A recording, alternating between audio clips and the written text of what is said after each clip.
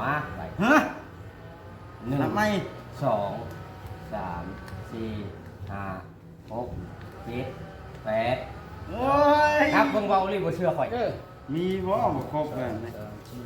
6 7 8 9 9ลี 10อย่าตัวครับบ่ครบ หลอกตา ในจักรานแล้ว สาม 4แล้ว 1 2 3 4 โอ้ยช่างเรียกอีกรอบเอาอีกแล้วเอาจัดไปนับเบิ่งตัวนี้เป็น2ล้านมันขึ้นกำลาแท้นี่ 1 2 3 4 5 6 7 8 9อีก เอา ตัวแล้วว่า2 อัน5ล้านแล้วได้นี่ ให้จบตรงนี้เลย บัด นี่ นี้พอเด็กแท้น โยมันหนักใจเด้ ยันบ่บอสเอาคืนเสียเงินด้วยก่อนฟังว่าสิจบตรงนี้ ไปแล้วM100แป๊บซี่เป็นยังน้ำแข็งแล้วชื่อกินเองได้มาดีนะ เดี๋ยวก็ใจร้ายแท้ เอาขาดจากงบชื่อบ่ได้มีเด้อ ใจร้ายแท้บด มาก็ชื่อกินเองอีกบ่ชื่อให้อีกมื้อนี้ บ่เลี้ยงฮอดเข้าบาทนี่ตา เอาเฮ็ดแต่ละแนวมันเนาะ เห็นว่าเมาหมดชื่อบ่มา เอ้าจ้างก็จ้าง มัน เมา อยาก นะ ซ่าได้บ่ได้ ฮะ งานอยากซ่าแห้งได้ น่าไปได้ มันบ่มีพลังงานเนาะ โยกเงินก็เอาให้แล้วชื่อกินเอา แล้ว อันนี้ก็เพื่อไปจุนเจือครอบครัวเด้นี่ก็ได้เอาแล้วแต่เมตตาเนาะคันว่าบ่บ่เมตตาชำใดกันเมตตา มานี่นะ ได้กินอยู่บ่น้ำเย็น น้ำเย็นละสิเอาไปแต่เฮือน น้ำแข็งก็บ่ชื่อบ่ดิ บ่ซื้อหยังในทั้งนั้นในการเลี้ยงมานี่นะสิเว้าอย่างตรงว่าจ่ายแล้วค่านี่ก็ได้ งานนี่เป็นงานรับเหมาเอาจ้างล่ะ โอ้ได้ เว้าอีหลีมานี่แต่เจ้าอย่าทามกินน้ำก้อยบ่จ้อยมาจังทามกินน้ำเหล้า บ่เช่าเมตตากันแล้วบ่แล้วเอาเงินมาโฮมกันนั่นแหละ เด้อ พอ สิๆนี่ บ่โฮมได้มาเบาอีหลีออก1,000ซะ ไปแล้วเขาสิแลกนี่นะเขาสิแลกแล้วมาโฮมนี่ สิแลกน้ำช่างเวียงบ่แลกให้ช่างเวียง น้องบด 650,000 เชื่อยันบ่บอสเอาว่าให้จบตรงนี้กินนี่ เร็วๆพัดเร็วเอา2 เขาแจก50,000นี่เตรียมชื่อชิ้น 6 เขาสิชื่อชิ้นนี่ ยัง50,000ช่างเวียงได้เงิน6ล้านมาแลกไป1,000 บาท มาโฮมแม่บ่บอสจะแสนนึงนะ โฮมเป็นหยัง โทรมาแล้วเฮ้ยเขาสิไปเวียก ติด ก่อน คอมเมนต์นะฮะ เขาสิไปเวียกก่ โฮ อน มผู้เท่าไหร่ผู้ละ50 หาชิ้นจะได้ที่2โล เดี๋ยวมันกินก่อนจะไปเฮ็ดเวียกบ่ แม่นเพื่อฉลองดิ แบ่งได้เงินคนโตแล้วก็ได้ยกให้ก็ได้รับเนาะ เจ้าก็ได้รับคนบ่อยากออก เอาเวียงมาแม่แสนนึงน่ะเงินแรกได้ดิ เอาสัตว์ เอามา เออ เอามาพอดี ผู้ละแสนว่าเลยเนี่ย คนละแสนเพราะว่าบางที2โล1.5 คนที่3แสน แล้วพักมีได้เจ้าออกเด้อ เขามีอยู่เพื่อนบุญยักษ์ปลูกไว้ พัก ละ มากินกับ50พอนะฮะ เอามา ปาดเลย นี่ยังบ่ได้นำมันปลูก บ่บอสก็ได้คนละ6 ล้านยังบ่อยากออกบ่บอสครับ เอาเลย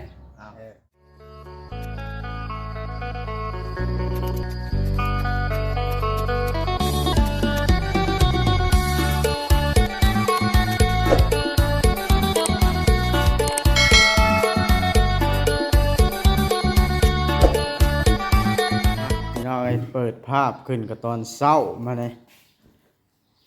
ลูกมากับเมีย1ข้าวเรียบร้อยสบายดีเท่า สบายดีค่อย ลูก1ข้าวยังบ่ทันช่วยหน้าช่วยตาพี่น้องเอ้ยนี่ก็ได้1ข้าวทำนี่บ่เฮือนเฮานะ แม่นมันคนมาหลาย ลูกชายกับลูกสาวก็บ่มากินข้าว อ๋อ ยังบ่ตื่นว่า2คนนะยังเช้าเนาะฮะพี่น้องเอ้ยเฮาสิทำการไปจ่ายค่าสร้างก่อนพี่น้องเอ้ยนี่ให้หดข้าวกันเพราะว่าทางสร้างเพิ่นก็ได้เงินแล้วพี่น้องเอ้ยเนาะทางเฮาลุกมาก็ได้เพราะว่าเพิ่นก็จำเป็นต้องใช้พี่น้องเอ้ยให้กำลังใจเพิ่นเฮ็ดต่อไปพี่น้องเอ้ยสิจ่ายเฮือนใหญ่ก่อนแล้วก็ยังเฮือนครัวพี่น้องเอ้ยบ่ได้จ่ายค่าสร้างก็ได้พุ่นละเฮือนชานแล้วพุ่นละพี่น้องเอ้ยทางบ่าวบัดก็สิได้สรุปอันเงินเฮ็ดเฮือนว่ามันสิยังเท่าใด พี่น้องเอ้ยว่าเบิดเท่าไหร่ เนาะก็ขี่รถคันนี้แหละไปรถลูกลงเฮียนอันนี้นะเด็กชายเนื้อหาทางสร้างเวียงก่อนพี่น้องเอ้ยพี่นอนใหม่ก็ได้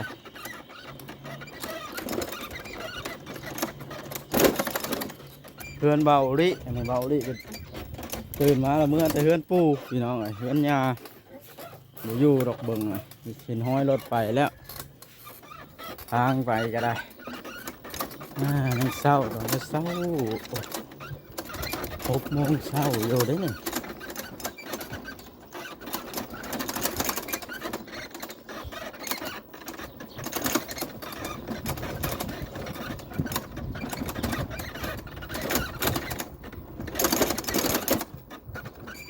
ทักเรามาแต่นาหรือยังลุงเรียงกระดาษเราว่าไปนอนนาไปเผาไก่ น้ำถึงงัวแล้ว ลุงเวียงน่าจะมาแล้วพี่น้องเห็นรถแล้วได้นี่โตเดี๋ยวเบาเล็กกันอยู่พี่คือกันสบายดีสบายดี จะพากันเฮ็ดหยังเดี๋ยวนี้ทางเวียงก็หากันมาบ่ลึกบ่ได้ไปนะฮะสบายดีหากระมาฮอด จอดรถไว้ก่อนบ้านนี่โอ้มานี่มีข่าวดีสิมาเว้านำได้มั้ยนี่เอาก็มีข่าวดีคือกัน ข่าวดีหยังน่ะก่อนอื่นน่ะ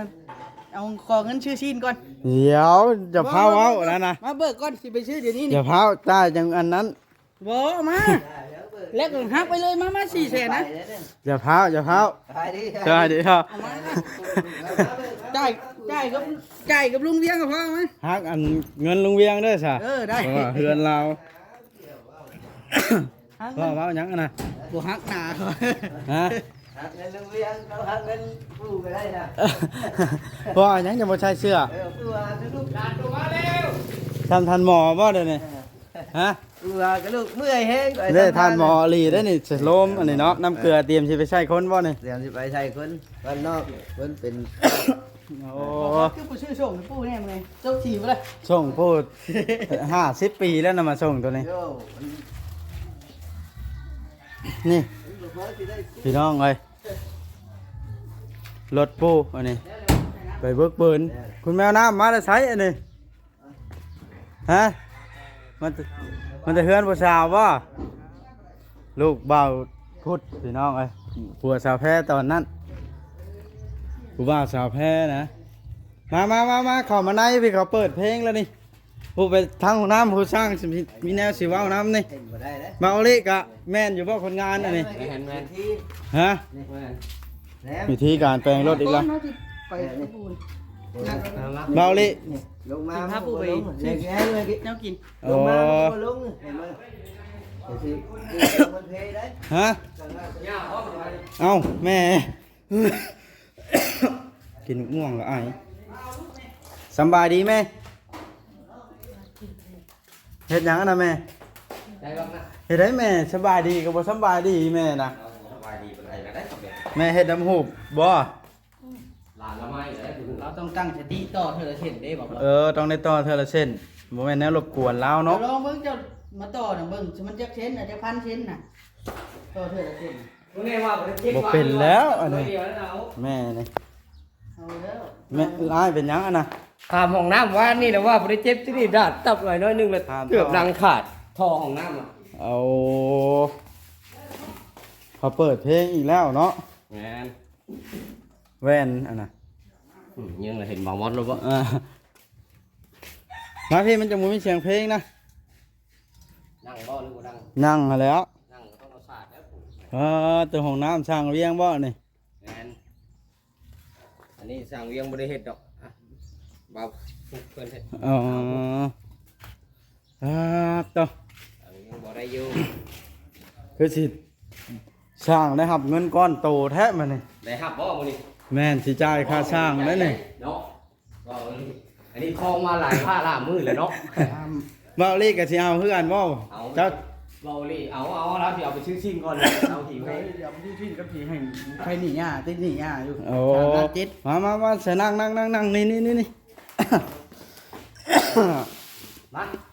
มา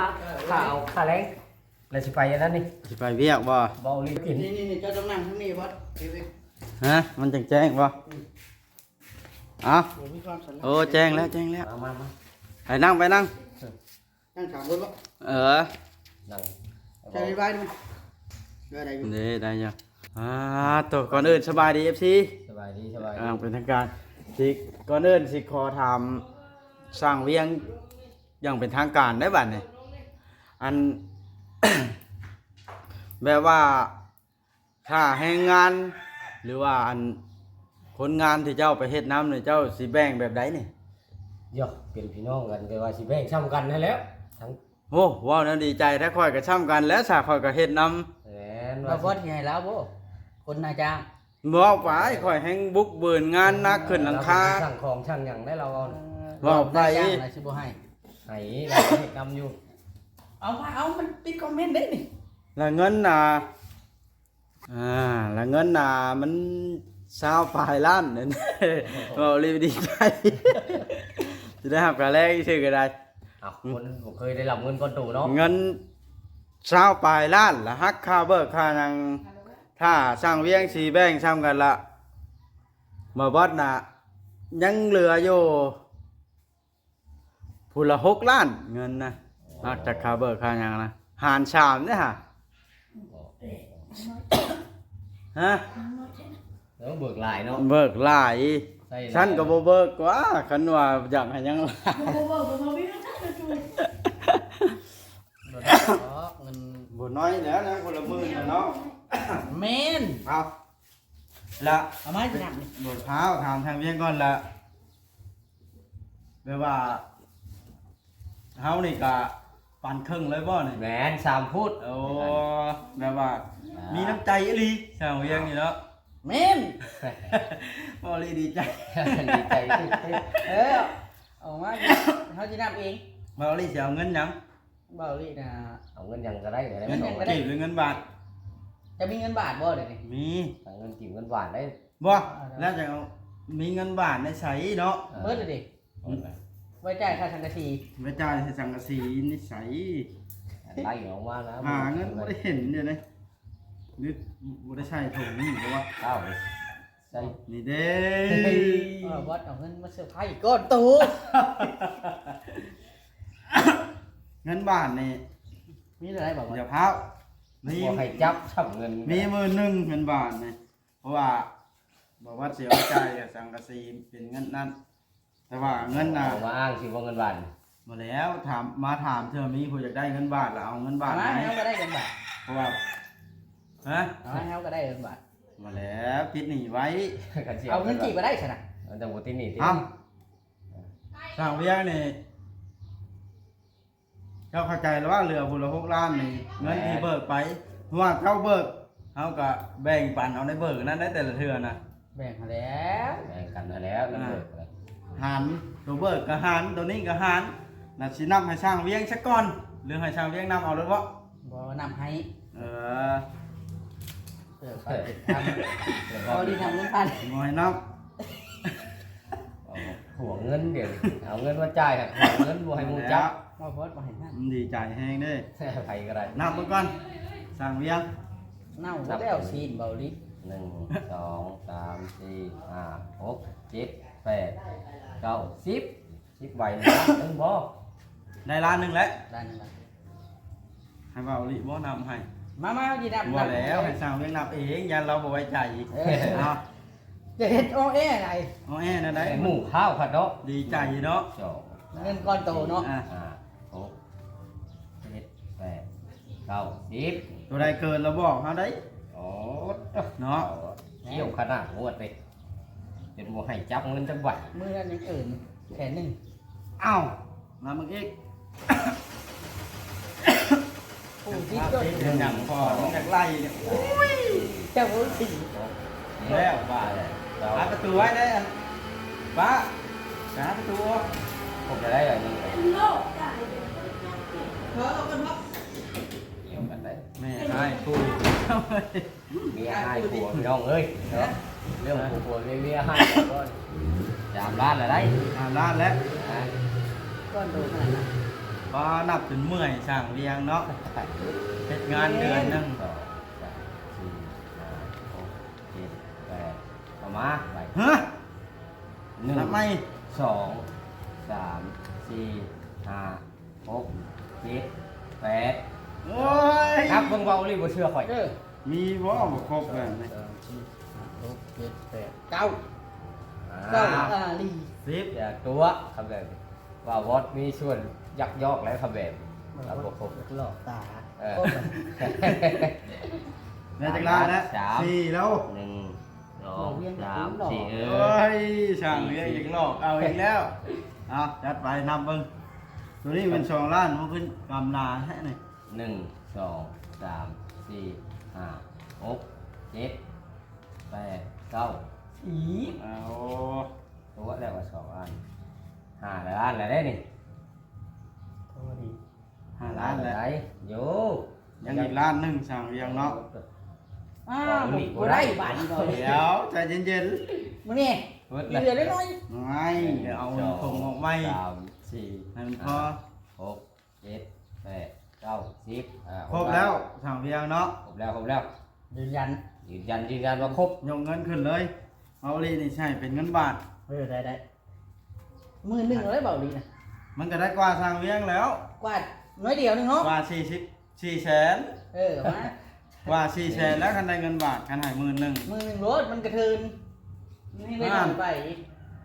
1 2 นับแบบบ่อยากให้ 3 เนาะ 4 5 6 7 8 9 10 เมาลี่นี่รับเป็นเงินบาทเด้อ โดย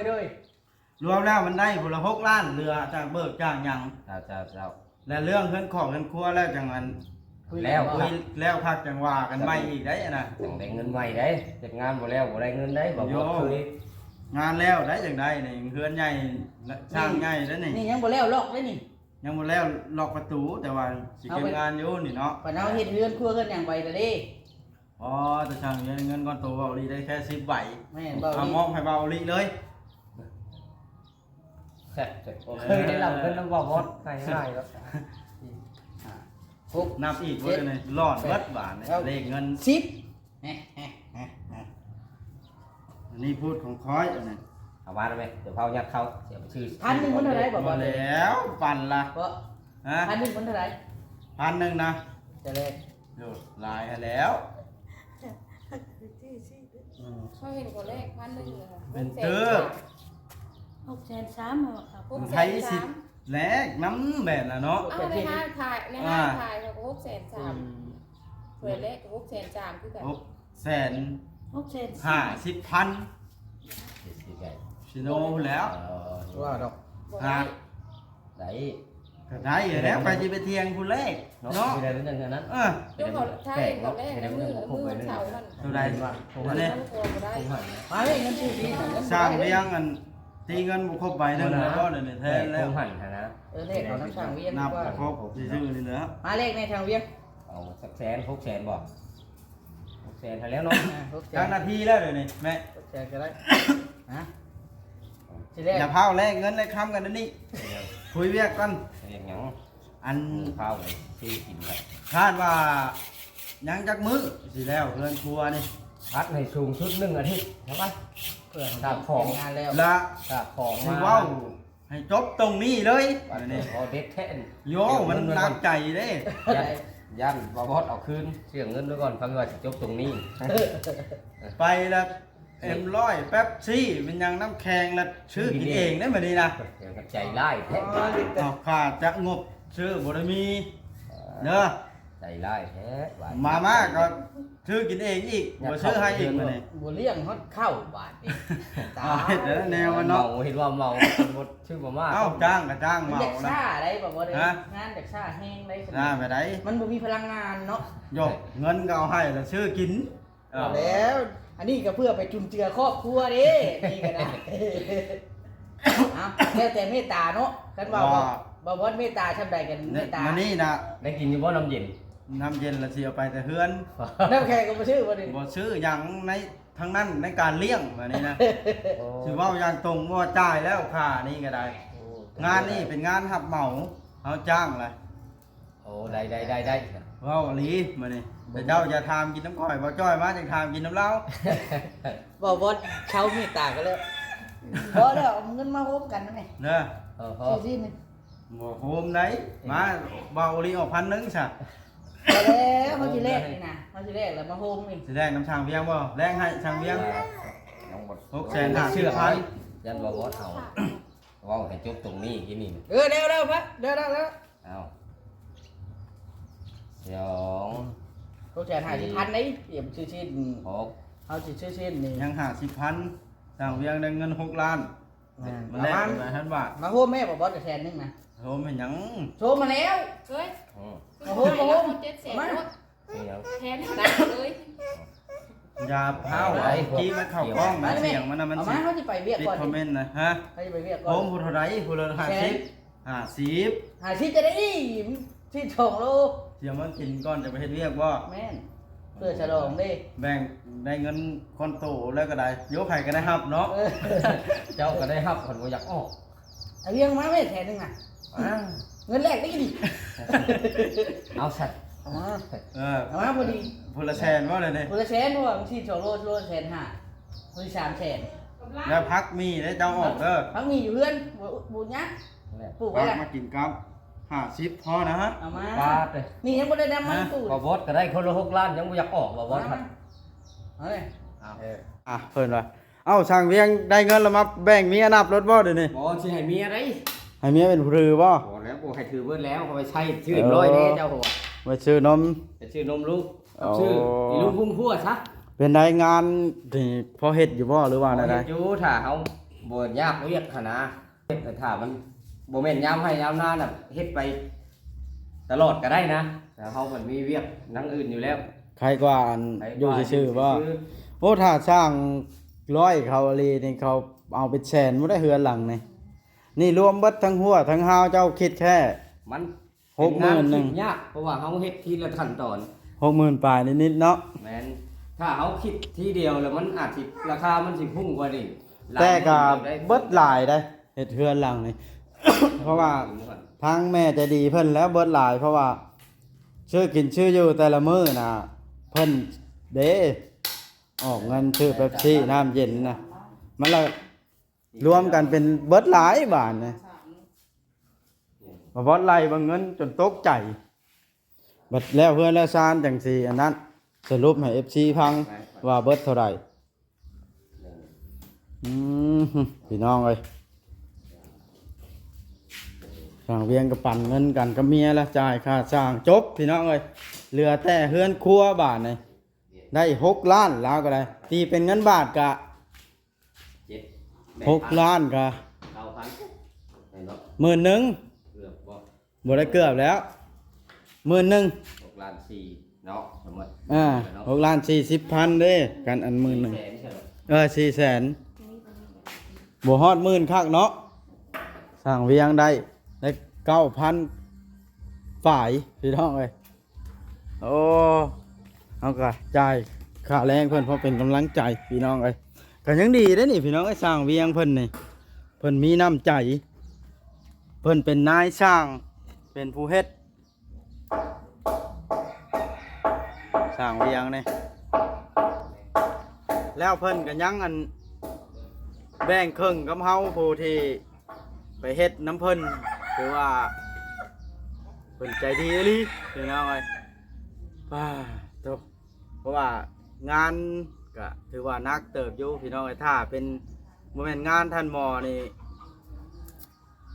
เฮ็ดยากเติบแล้วเฮือนหลังนี่เพราะว่าเป็นหยังมันค่าจ้างมันก็ถือว่าธรรมดาอยู่เพราะเฮ็ดนะถ้าคนแบบว่าถ้าช่างใหญ่เขาเทียบใส่กับช่างใหญ่เพิ่นสิบ่เฮ็ดนะพี่น้องเทียบใส่เฮาผู้บ่มีงานอยู่แล้วเฮาน่ะเพราะเฮ็ดช่างใหญ่เพิ่นผู้รับเหมาอีหลีเพิ่นเอาหลังมาเป็นแสนช่องแสนนั่นล่ะเพิ่นเฮ็ดบ่ได้นะจากที่เฮาถามเพิ่นในหมู่บ้านนี้ก็บ่เป็นหยังเฮาช่วยกันไปเนาะอีกอย่างก็แม่ใจดีแม่ง่ายใจดีเพิ่นน่ะได้ช่วยเหลือเฮามาโดยตลอดพี่น้องตั้งแต่ทุกสิ่งทุกอย่างที่เกี่ยวกับเกิดนั้นอุบัติเหตุมาแล้วพี่น้องเอ้ยค่าใช้จ่ายลดล่างกับเพิ่นออกให้นะพี่น้องเนาะ และก็ค่าปิ้นปัวห้องมัดห้องหมอคันหมอนั้นเพิ่นก็ใช้จ่ายให้เฮาเบิดนะพี่น้องก็ขอบคุญขอบคุณขอมกขอบใจเพิ่นหลายๆเด้ออันนี้ก็เนาะถ้าบ่ได้เพิ่นในมื้อนั้นน่ะเว้าซื่อๆซะบ่มีบ่บอสในมื้อนี้ดอกพี่น้องเอ้ยอาจสิดับไปแล้วเพราะว่าหยังมันบ่มีทุนเฮ็ดหยังเลยทุกสิ่งทุกอย่างก็สิหายไปหั้นนะบ่ได้เพิ่นนั่นแล้วมาสนับสนุนพอให้มีชีวิตต่อจนฮอดมื้อนี้ได้พี่น้องเอ้ย เอาเด้อเดี๋ยวขอบคุณเด้อ ฮะ เงินส่วนบาทนี่เงินตัวยังข้างค่อยขอ10,000เด้อบาทนี่จาก22,000อ่ะเด้อค่อยสิเอามาไว้ให้แม่ค่อยซื้อปุ๋ยลงนะได้บ่ทำนะ แล้วเจ้าสิให้ อย่างแบ่ง ข่อยก็เบาเลยนะผู้5,000 แม่น โอ้บ่เป็นหยังได้แล้วแต่นายช่างว่าได้ ได้ โอ้โดยพี่น้องทางช่างเวียงเพิ่น ตอนนี้ว่าตอนเฮ็ดงานว่าหาเงินซื้อปุ๋ยเด้ อ๋อ เจ้าทั้งค่อยเฮ็ดหน้านํกันอยู่ต้อง โดย มาไว้ซื้อปุ๋ย ช่างเวียงว่าสิหยัง20,000นี่สิให้ข่อยก็เบาเลยผู้5,000บาทนี่เนาะ แม่น ช่างเวียงสิเอามือหนึงผู้เดียวนายช่างเด้เนาะถือว่าเมตตาพอแห้งแล้วนี่ก็เนาะ โย แบ่งครึ่งเด้เฮือนหลังใหญ่เนาะ แม่น เอ้าบ่เป็นหยังโต ปุ๋ยเด้ พี่น้องเอ้ย เวียกเฮา ส่วนค่าจ้างเฮือนครัวนี่ล่ะสิเอามาไว้ลงนาบ่บัดน่ะ แม่น ส่วนโอ้โดย เดี๋ยวเบิ่งก่อนได้อันนี้ก็ได้สร้างเวียงเอ้ย ฟังเบิ่งก่อนบ่ โยเงินยังบ่ทันได้มาซ้ำนี่ เจ้า แม่ใหญ่ใจดีเพิ่นก็นักใจน้ำเพิ่นอยู่เพิ่นก็เบิดหลายแล้วเด้รวมตั้งแต่อันท่านหมอรถล้มนี่แม่ใหญ่ใจดีเพิ่นน่ะเบิดระดับ 7-8,000แล้วได้ตั้งแต่เกิดอุบัติเหตุชื่อดินมานี่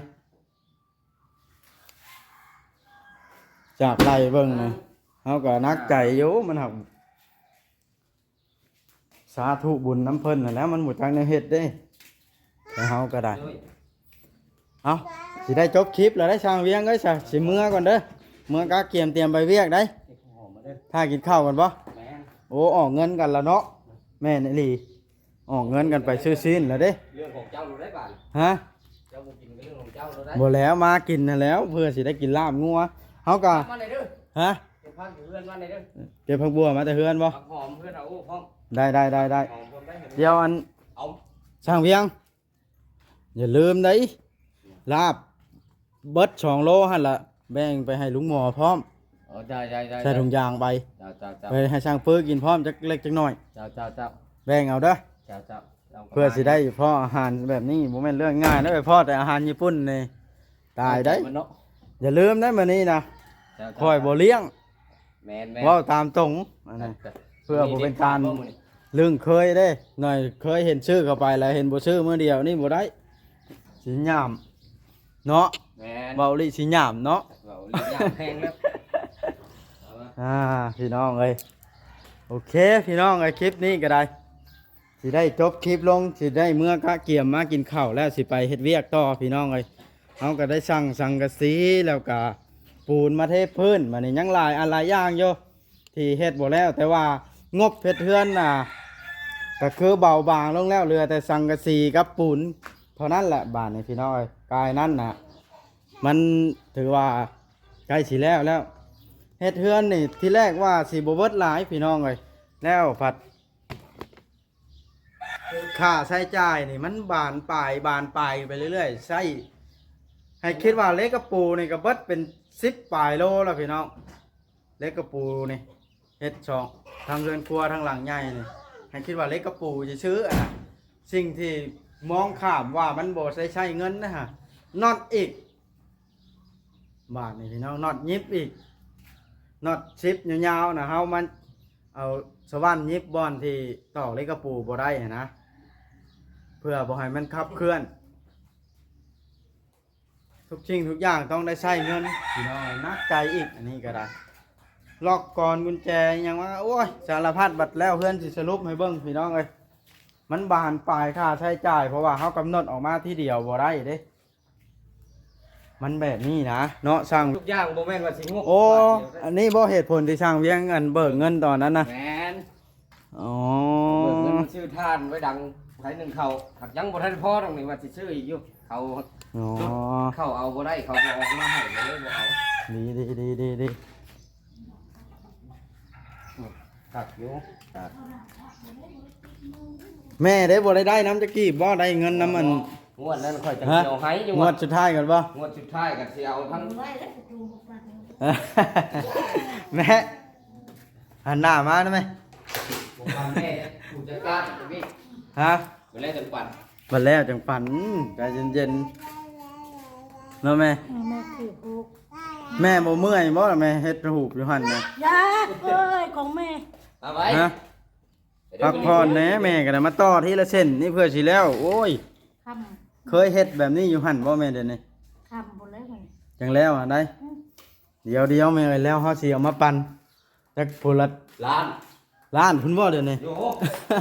ได้เงินพวกล้านเรือผู้ละ5ล้านแต่เฮาบัดนี้เนาะ บอกเกี่ยวกับพูดนะเนี่ยพูดมื้อนี้เด้อเงินได้บอกเอา โอ้สิบอกเอาโอ้กันซะนะเงินให้งานลูกตัวเองเนาะถ้าใช้แต่เงินน้ำปู่แล้วผัดปู่ก็ให้เท่าละ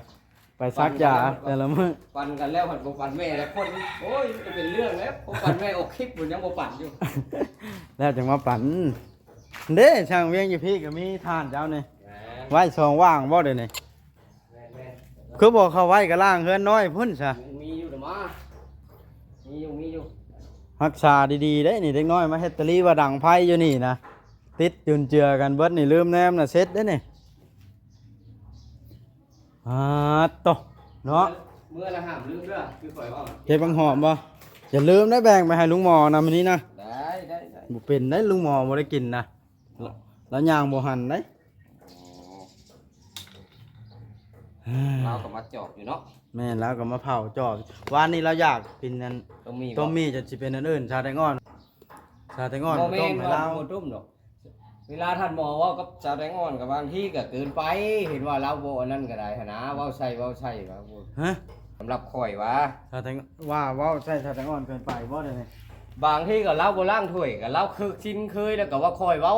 คนเฮาบ่แม่นสิเอาใส่แต่ความรุนแรงให้เนาะ โยกคอยเว่าบ่ได้ได้คนมันสิบ่พังเนาะเจ้า อ่ะเว้าแฮงมันก็บ่พังคือเก่าเขาสิเว้าว่าแต่ตัวเองดีผู้เดียวก็บ่ได้เราก็บ่ได้ล้างถ้วยจะคือได้ท่านหมอยันใดยันหนึ่งหั่นนะ ว่าความจริงซักโมเมนต์ว่าเปิดเผยนะตามข่อยไปอยู่น้ำเล่าเท่าไรมือเลยแต่ข้าเราล้มป่วยมานี่ โจมขี้โจมเหี้ยแต่ข้าวนั่นเนาะ ใส่ห้องหมอห้องอย่าง บ่ ข่อย แน่ ก็พา เราอาจสิบ่มีแนวเฮ็ดก็เป็นไปได้ อ้าว